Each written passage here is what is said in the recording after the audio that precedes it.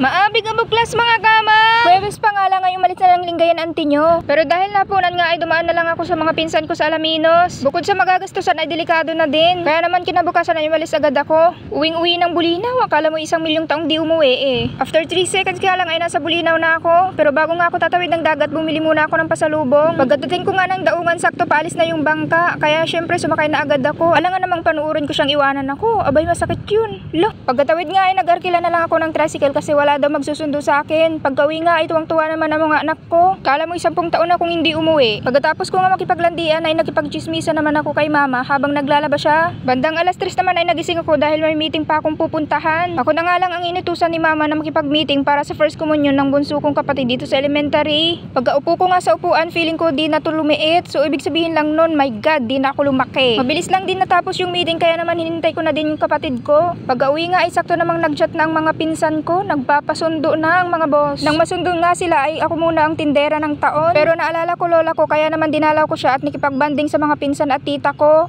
Kaso sumasayaw ang mga akla. Akong di marunong sumayaw ay nilambing na lang si nanay. Habang umaapak ay lumabas na din ang isang pinsan ko. Kumandong saglit pero naglaro na din sa lapag. Pero ilang saglit pa nga ay bigla kong naramdaman gutom ko. Kaya umuwi na ako para lumamon. Yun lang for today. Thank you for watching.